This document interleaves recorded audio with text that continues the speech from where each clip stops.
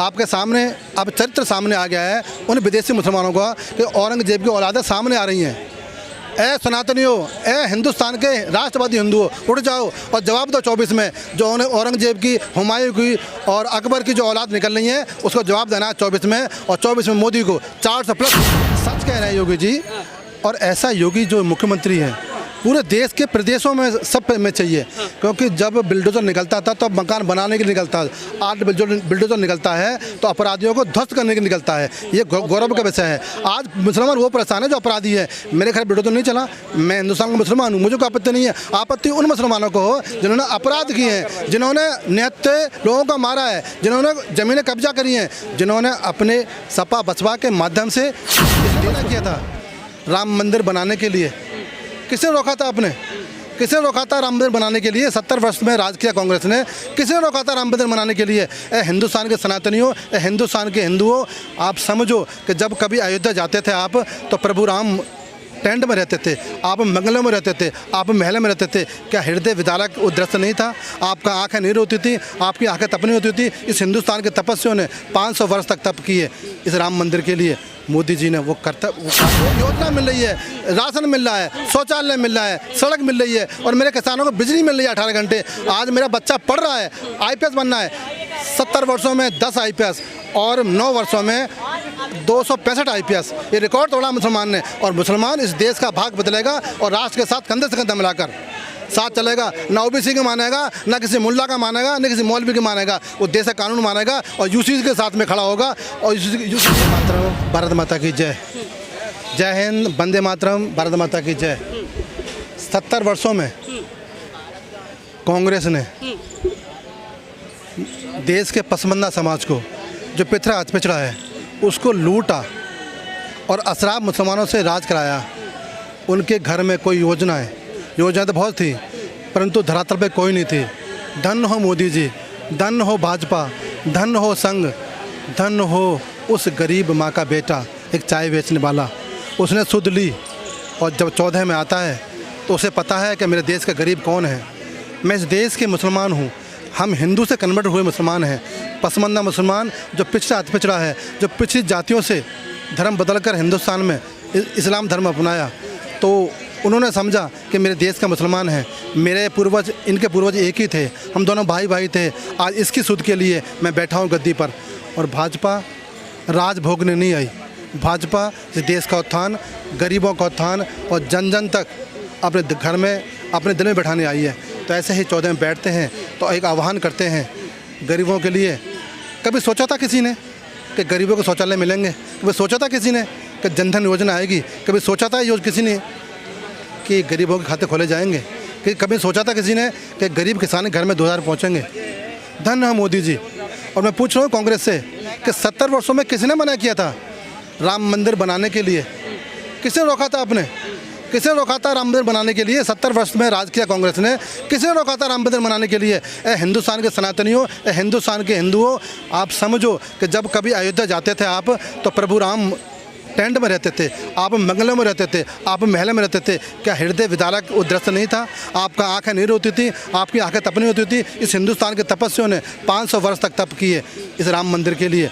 मोदी जी ने वो कार्य करके दिखाया। और इन तपस्वियों की, इन ऋषियों की, मुनियों की, इस माँ भारती के राष्ट्रभक्त लोगों की आस्था का विषय था। आज राम मंदिर बन गया। नहीं, बात तो यहाँ फंस रही ना कि पसमानदा की जो बात या मुसलमानों की जो बात, जो हिमाकत करते हैं, ओवैसी कहते हैं, समाजवादी पार्टी कहती है, ममता बनर्जी कहती हैं, अरविंद केजरीवाल कहते हैं, तमाम फहरिस्त है कांग्रेस को लेकर के, लेकिन कोई हित की बात नहीं किया। ये केवल वोटों को लुटेरे हैं, वोट लूटते हैं और सत्ता में मलाई खाते हैं। अब भूल जाओ, मोदी जी का राज है, सनातनी का राज है, हिंदुत्व के ध्वज भाग का राज है और भगवाधारी का राज है। हिंदुस्तान का कवच है मोदी। अब कोई भेद नहीं सकता। और मुसलमान ने मन बना लिया है, पसमानदा ने मन बना लिया है कि अब अगर हमारा कोई हितैषी है तो नरेंद्र मोदी जी है। मैं दावे से कह सकता हूँ कि अल्लाह ताला ने मोदी जी को हमारे लिए बनाया है और हमारा हितैषी है, हमारा पालनहार है, हमारा रक्षक है। और आज देश का समाज 24 में मोदी जी को, उत्तर प्रदेश का रहने वाला हूँ, 80 सीट उसके झोले में डालेगा। आप 80 सीट डालने की बात करते हैं और दूसरी तरफ कांग्रेस की तरफ से ये बयानबाजी आ जाती है कि जो देश में मुसलमान है वो परेशान है, वो पीड़ित है, वो डर रहा है। मुसलमान तो तब परेशान था 47 में जब काटे गए थे। हिंदू तब परेशान था 1990 में नरसंहार हुआ था कश्मीर में। सरदार तब परेशान था कि तब 1984 में नरसंहार हुआ था और सारा पूरा देश का समाज तब परेशान था। तब आपातकाल लेकर आई थी कांग्रेस, इंदिरा गांधी। तो मुसलमान तब परेशान था, आज तक खुशहाल है। आज उस तक योजना मिल रही है, राशन मिल रहा है, शौचालय मिल रहा है, सड़क मिल रही है और मेरे किसानों को बिजली मिल रही है 18 घंटे। आज मेरा बच्चा पढ़ रहा है, IPS बनना है। 70 वर्षों में 10 IPS और 9 वर्षों में 265 IPS, ये रिकॉर्ड तोड़ा मुसलमान ने। और मुसलमान इस देश का भाग बदलेगा और राष्ट्र के साथ कंधे से कंधा मिलाकर साथ चलेगा। ना OBC का मानेगा, ना किसी मुल्ला का मानेगा, ना किसी मौलवी का मानेगा। वो देश का कानून मानेगा और UCC के साथ में खड़ा होगा और UCC का समर्थन करेगा। आज से जब से मोदी आए हैं तब से हिंदू मुसलमान होने लगा, इस बात पे कहाँ जाएंगे आप?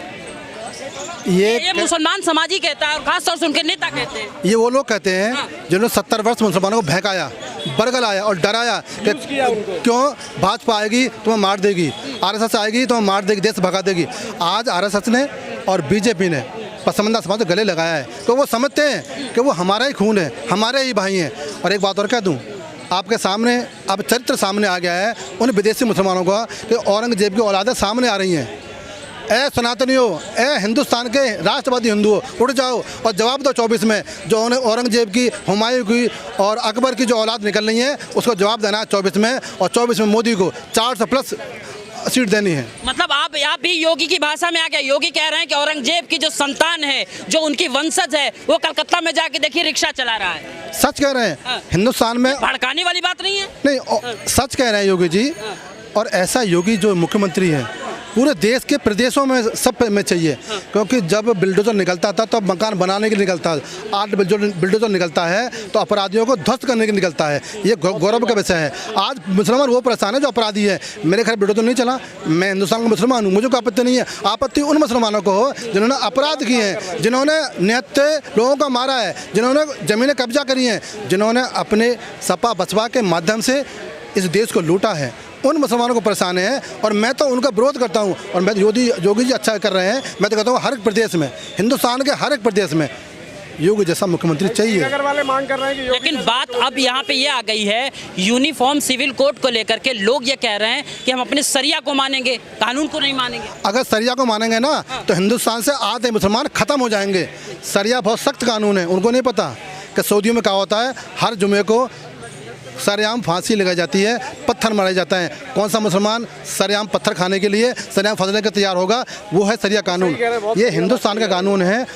इतना अच्छा कानून है, हम सबको साथ लेकर चलते हैं।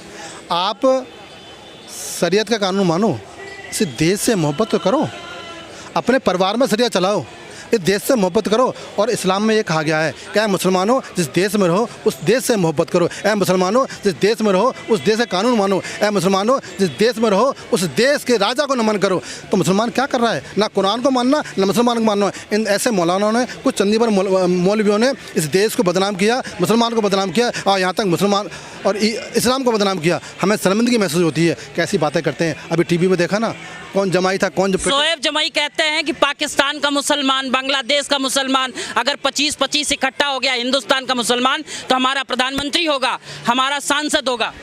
ये मेरे भाई हैं, ये ब्राह्मण समाज से आते हैं। पाकिस्तान अलग हुआ, हम दो भाई अलग होते हैं। एक भाई आबाद है, भाई बर्बाद है। कहाँ है मुसलमान, कहाँ है इस्लाम और कहाँ है मौलाना? कि पाकिस्तान में बच्चों के लिए, दूध के लिए, आटे के लिए, रोटी के लिए, सब्जी के तरह चलें। हमारा भाई था, अब हमारा दुश्मन है क्योंकि वो आतंकी है। अफगान में क्या हुआ, सीरिया में क्या हुआ, ईरान में क्या हुआ, अफगान में क्या हुआ? क्या मोदी वहाँ पे, क्या भाजपा वहाँ पे? वहाँ सारे मुसलमान हैं। ना तो मुसलमान इस्लाम को मानता, ना मुसलमान शरिया को मानता, ना मुसलमान अपने भाई को मानता। ये केवल इस्लाम का दुश्मन है।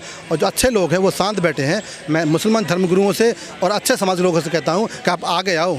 इस मुसलमान को, इस इस्लाम को बचाने के लिए आपको आगे आना पड़ेगा। अभी वक्त आ गया है कि मुस्लिम समाज के धर्मगुरु जो इस देश से प्यार करते हैं, जो तिरंगे से प्यार करते हैं, जो भारत माँ की जय बोलते हैं, जो वंदे मातरम गाते हैं, जो यमुना का पानी पीते हैं तो नमन करते हैं, जो गंगा को नमन करते हैं, जो राम मंदिर के लिए खुशी में खड़े हुए हैं, वो आगे आए। उस देश के लिए, देश के अंदर सौहार्द बनाएं और उस मुसलमान को समझाएं। नहीं तो कल आने वाला कल हिंदू समाज सबक सिखा देगा। मुस्लिम समाज में 80% पसमानदा मुसलमान हैं। क्या मोदी भी वोट बैंक के लिए मनाने की कोशिश कर रहे हैं क्या? मोदी जी जब से आए हैं पसमानदा समाज को लगभग 35 से 40% लाभ मिला है। और मुसलमान केवल 3% वोट देता है, 4% वोट देता है, 35% लाभ लेता है और वोट 3-4% देता है। हमारा मकसद या मोदी जी का मकसद वोट मांगना नहीं है। मोदी जी का मकसद है गरीब को ऊपर लाना। मोदी जी का मकसद है उस किसान के घर में राशन देना। मोदी घर में है कि माँ के घर में गैस देना। मोदी जी का मतलब है कि झोपड़ी में भी एक अच्छा मकान देना। वोट देने दें उनकी मर्जी है, परंतु मोदी जी एक ऐसा ध्वजवाहक है कि मेरे जीवन में ना था, ना है, ना रहेगा।